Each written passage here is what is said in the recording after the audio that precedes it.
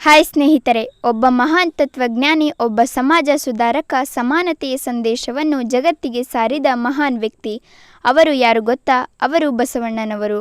ಬಸವಣ್ಣನವರು 12ನೇ ಶತಮಾನದಲ್ಲಿ ಇಂದಿನ ಕರ್ನಾಟಕದ ಬಾಗೇವಾಡಿ ಎಂಬ ಊರಿನಲ್ಲಿ ಜನಿಸಿದರು ಎಂದು ಹೇಳಲಾಗುತ್ತದೆ. ಅವರ ತಂದೆ ಮದಿರಾಜ ಮತ್ತು ತಾಯಿ ಮದಲಾಂಬಿಕೆ. ಬಾಲ್ಯದಿಂದಲೇ ಬಸವಣ್ಣನವರಿಗೆ ಧಾರ್ಮಿಕ ಚಿಂತನೆ ಮತ್ತು ನ್ಯಾಯಬುದ್ಧಿ ಹೆಚ್ಚು ಇತ್ತು. ಆ ಕಾಲದಲ್ಲಿ ಸಮಾಜದಲ್ಲಿ ಜಾತಿ ವ್ಯವಸ್ಥೆ ತುಂಬ ಗಟ್ಟಿಯಾಗಿ ಇತ್ತು. ಅಸಮಾನತೆ, ಅಂಧಶ್ರದ್ಧೆಗಳು ಹೆಚ್ಚಾಗಿದ್ದವು. ಇದನ್ನು ನೋಡಿ ಬಸವಣ್ಣನವರು ಅಸಮಾಧಾನಗೊಂಡರು.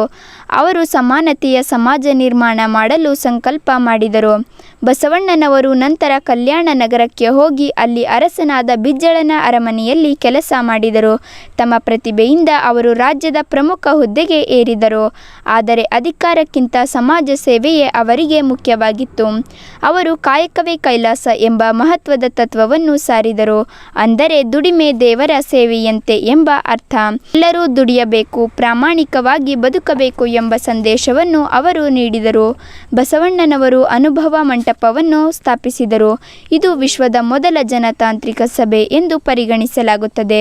ಇಲ್ಲಿ ಎಲ್ಲ ವರ್ಗದ ಜನರು ಸೇರಿ ತಮ್ಮ ಅಭಿಪ್ರಾಯವನ್ನು ಹಂಚಿಕೊಳ್ಳುತ್ತಿದ್ದರು. ಅವರು ಜಾತಿ ಭೇದವನ್ನು ಸಂಪೂರ್ಣವಾಗಿ ವಿರೋಧಿಸಿದರು. ಎಲ್ಲರೂ ಸಮಾನರು ಎಂಬ ಸಂದೇಶವನ್ನು ತಮ್ಮ ವಚನಗಳ ಮೂಲಕ ಜನರಿಗೆ ತಲುಪಿಸಿದರು. ಬಸವಣ್ಣನವರ ವಚನಗಳು ಸರಳವಾಗಿದ್ದು ಜನರಿಗೆ ಅರ್ಥವಾಗುವ ಭಾಷೆಯಲ್ಲಿ ಇವೆ. ಅವುಗಳಲ್ಲಿ ಭಕ್ತಿ, ಸತ್ಯ, ನೈತಿಕತೆ ಮತ್ತು ಸಮಾಜ ಸುಧಾರಣೆಯ ಸಂದೇಶಗಳು ತುಂಬಿವೆ. ಅವರ ಚಳುವಳಿ ಸಮಾಜದಲ್ಲಿ ದೊಡ್ಡ ಬದಲಾವಣೆಯನ್ನು ತಂದಿತು. ಆದರೆ ಇದರಿಂದ ಕೆಲವರು ವಿರೋಧಿಸಿದರು. ಆದರೂ ಬಸವಣ್ಣನವರು ತಮ್ಮ ಮಾರ್ಗವನ್ನು ಬಿಡಲಿಲ್ಲ.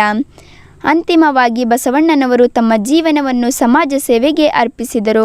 ಅವರ ಚಿಂತನೆಗಳು ಇಂದಿಗೂ ಪ್ರಸ್ತುತವಾಗಿದ್ದು ಲಕ್ಷಾಂತರ ಜನರಿಗೆ ಪ್ರೇರಣೆಯಾಗಿವೆ.